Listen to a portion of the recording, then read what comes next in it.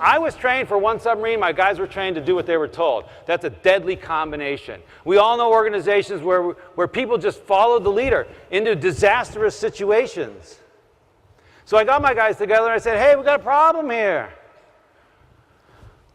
I was trained for another submarine. You're trained to do whatever nonsense comes out of my mouth. That's right, Captain. I mean, they knew. They already knew. I was pretty much talking to myself. So I said, what are we going to do? What are we going to do, guys? And we talked about it. Okay, what I really wanted to do was get ready for the inspection. But we were sitting in the wardroom. We spent a couple hours. We were talking about it. And we came up with all these different things. And, well, you Captain, you just got to be smarter. You got to give better orders. It's like, well, how am I going to learn a whole nuclear submarine, miles of valves and pipes? I spent a year learning Olympia, 2 weeks over here. So in a year we'll be safe? That's not going to work. We had to deploy the submarine in 6 months. So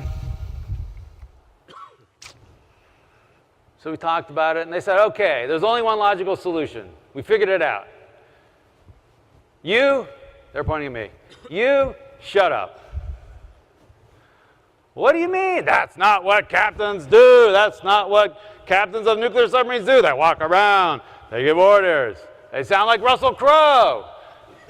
Head 2/3, dive, make it up 500 feet. Helm left 15 degrees rudder, steady course 255. Load torpedoes and tubes 1, 2, 3, and 4. Flood down, open outer doors, right? And I thought about it. And you know what? They were right. So at that point, I vowed never to give another order. And if you came down on my submarine, it would have been very confusing because you couldn't have pointed. It would have been hard to say, well, who's the captain here? Because you wouldn't have seen me giving orders. I did retain one order. The final order to launch a weapon, a torpedo or a missile, I kept with me because I felt that since that was going to result in the deaths of other human beings, that I didn't want that on anyone's conscience but mine. That was my moral and ethical responsibility. But even though everything else, in the Navy, there's long lists of things that says the captain has to authorize. Captain should authorize. You got a couple nukes in your group, they'll tell you it's true. Captain authorize, submerge the ship, get underway, start up the reactor, shut down the reactor, connect to shore power, divorce from shore power. On and on, break rig for dive, on and on and on, pages of these things. I just refused to give those orders. What we replaced it with was intent. Instead of giving instructions, if you want your people to think, don't give instructions, give intent. So they would come to you, hey, what do you want me to do? Well, left full rudder, steady course 255. No.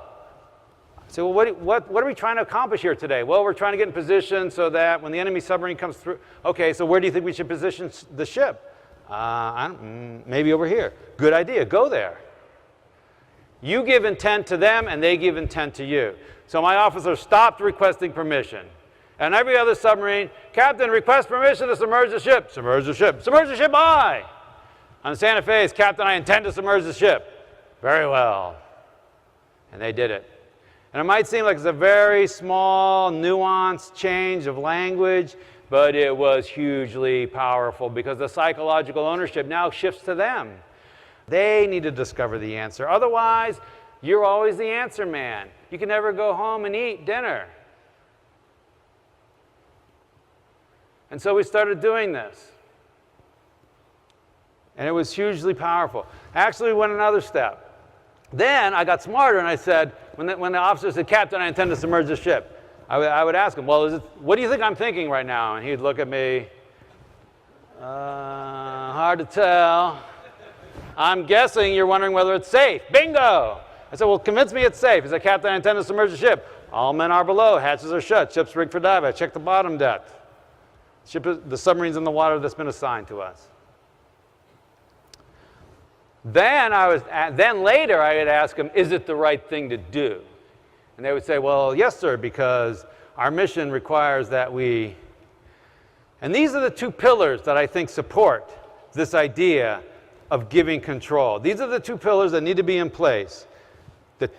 The technical competence, which is represented by, is it safe?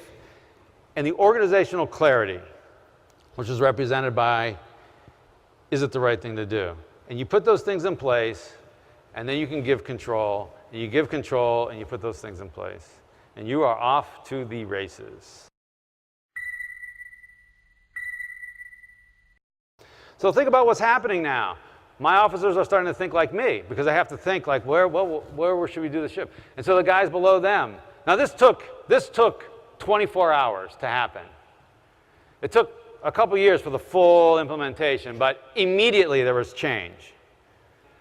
The officers started thinking like me. And so pretty soon I could go in the engine room, find the engine room lower level watch who was taking logs in the lube oil pumps, and he would know what the submarine was doing. He would know whether we were up tight, close to the enemy, and it was time to stay quiet, or whether we had backed out a little bit, and this may be a good time to change filters and make a little bit of noise.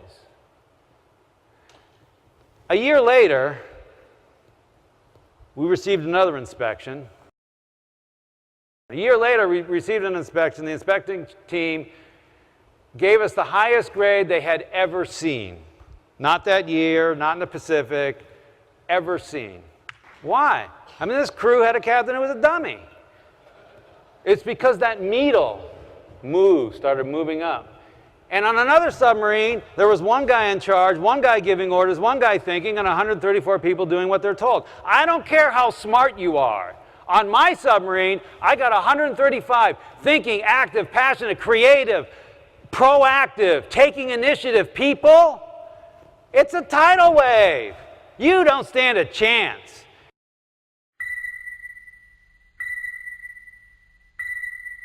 Here's the solution. Move the authority to where the information is. You mean the software engineer can decide whether we ship the software? Yeah. You mean the client, my salesman can close the deal? Well, up to $1,000. No. Yes.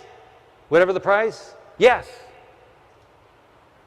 What does it take to make that happen? Now, if you're picturing a lot of people out there doing crazy things and a bunch of arrows going in a bunch of different directions, you have the wrong picture.